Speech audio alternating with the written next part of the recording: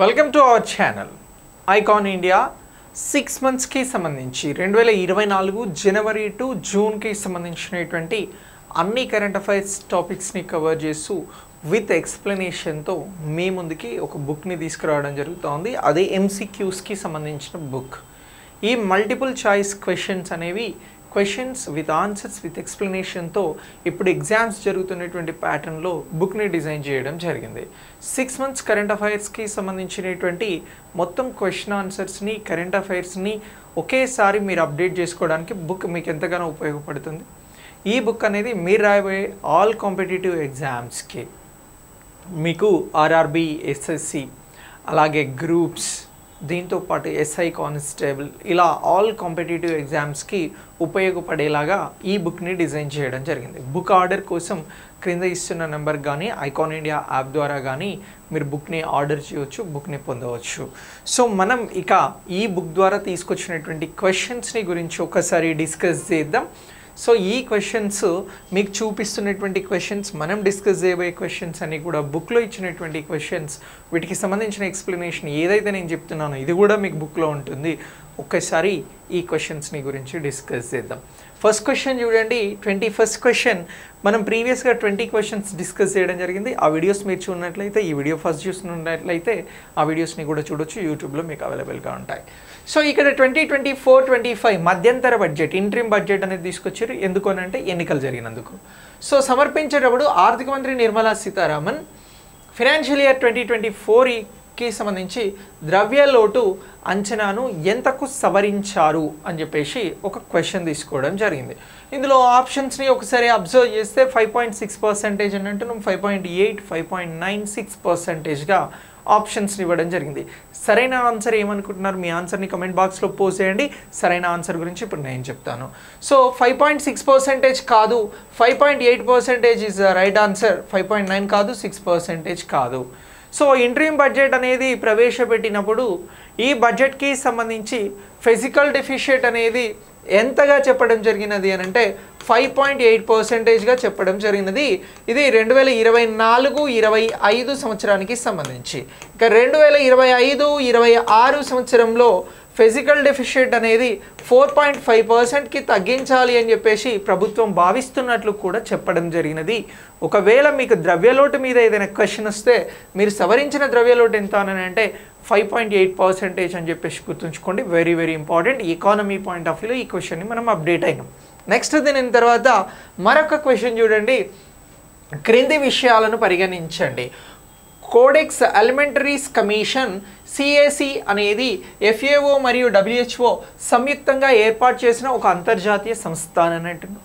Statement number 2 చూడండి. 2024లోని CCSCH 7వ సెషన్లో వనిల్లా కోసం ప్రామాణిక డ్రాఫ్ట్ను దశ 5కు తీసుకువెళ్లారు అని అంటున్నాం.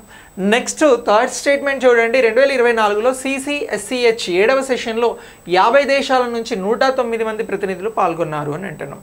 ఈ ఇచ్చిన 3 స్టేట్మెంట్స్లో సరైనటువంటి వాటిని గుర్తించండి అని అంటున్నారు.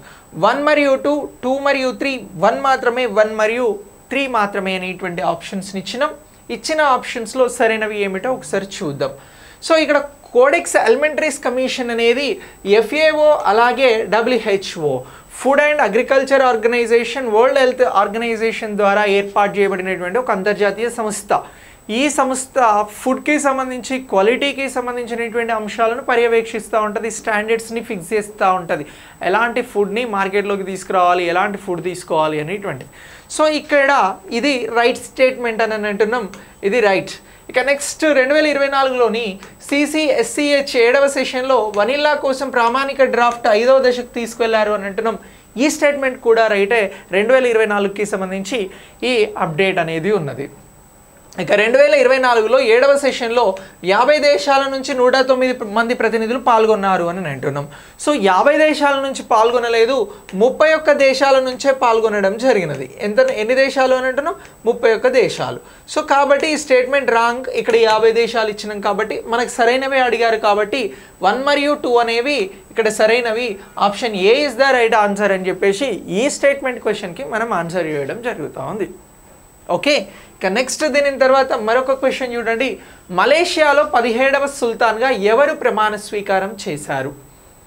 So Sultan Abdullah Ahmad Shah, option B Sultan Ibrahim Iskandar, option C King Frederik 10, President Azali అస్సోమాని.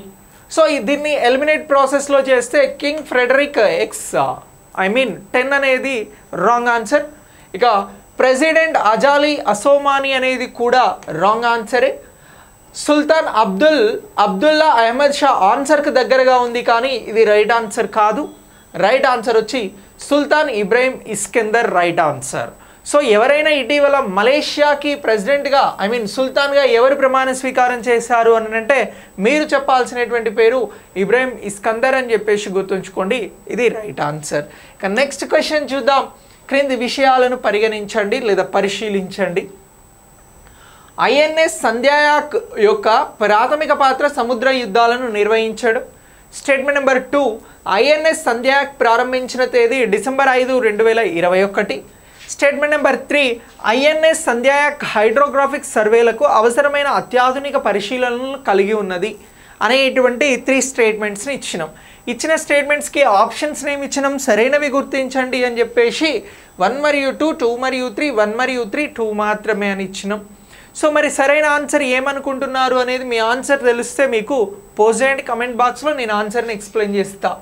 INS Sandhayak యొక్క ప్రాథమిక పాత్ర సముద్ర యుద్ధాలను నిర్వహించడం కాదండి, ఇది సముద్ర యుద్ధాలను నిర్వహించదు. ఈ స్టేట్మెంట్ రాంగ్. ఇది హైడ్రోగ్రాఫిక్ సర్వేలను చేస్తుంది అంతే. ఐఎన్ఎస్ సంధ్యాయాక్ దేనికి సంబంధించింది అని అంటే హైడ్రోగ్రాఫిక్ సర్వేలను చేస్తుంది అని చెప్పేసి గుర్తుంచుకోండి. ఇది సో రాంగ్ స్టేట్మెంట్ ఆప్షన్ 1. ఒకసారి స్టేట్మెంట్ నెంబర్ 2 చూడండి. ప్రారంభించిన తేదీ డిసెంబర్ 5, 2021 అంటున్నాం. ఇది రైట్ స్టేట్మెంట్ అండి. ఇక సంధ్యాయాక్ హైడ్రోగ్రాఫిక్ సర్వేలకి అవసరమైన అత్యాధునిక పరికరాలను కలిగి ఉన్నది అనేది కూడా రైటే. సో కాబట్టి 1 అనేది రాంగ్ అయినప్పుడు మన ఆన్సర్ వచ్చి 2 మరియు 3 అని అంటున్నాం. 2 మరియు 3 మనకు బిలో ఉంది. స్టేట్మెంట్ 2 మరియు 3 ఇస్ ద రైట్ ఆన్సర్స్ అని అంటున్నాం. సో కాబట్టి B is the right answer. Okay, ఇక నెక్స్ట్ క్వశ్చన్ ఒక్కసారి చూడండి. ఫిలింఫేర్ అవార్డ్స్ 2024 ఎడిషన్లో ఉత్తమ దర్శకుడు అవార్డు గెలుచుకున్న దర్శకుడు ఎవరు? వినోద్ చోప్రా, రాజు హిరానీ, అంధాధూన్, అలాగే సాంగ్ రీజ్ అని అంటున్నాం. సో ఈ నలుగురిలో రైట్ ఆన్సర్ ఏంటి అని అనేది ఒక్కసారి డిస్కస్ చేస్తే నిర్మాత సాంగ్ రీజ్ కాదు, ఇది ఎలిమినేటెడ్ ఆప్షన్. అలాగే అంధాధూన్ కూడా కాదు, రాజు హిరానీ కూడా కాదు. ఆన్సర్ వచ్చి వినోద్ చోప్రా. ఏ మూవీకి అని అంటే 12th ఫెయిల్ అనేటువంటి మూవీకి ఇక్కడ అవార్డ్ని గెలుచుకోవడం జరిగింది, ఫిలింఫేర్ ఉత్తమ దర్శకుడు అవార్డు. ఓకే, సో ఇలా వినోద్ చోప్రా గురించి గుర్తుంచుకోండి. ఇది ఈ మనం బుక్ ద్వారా ఇస్తున్నటువంటి క్వశ్చన్స్. ఇలాంటి క్వశ్చన్స్ మీకు వందల సంఖ్యలో ఉన్నాయి. 6 months కరెంట్ అఫైర్స్ మొత్తం కూడా మీరు అప్డేట్ చేసుకోవడానికి విత్ ఎక్స్ప్లెనేషన్ చదువుకోవడానికి మీకు ఈ బుక్ ఎంతగానో సహకరిస్తుంది. సో ఈ బుక్కి సంబంధించి మీరు దీన్ని బై చేయాలి అనుకుంటే కింద ఇస్తున్న నెంబర్కి లేదా ఐకాన్ ఇండియా యాప్ ద్వారా అప్రోచ్ అవ్వండి, బుక్ని మీరు పొందండి. Thanks for watching. నెక్స్ట్ వీడియోలో మళ్ళీ కలుద్దాం.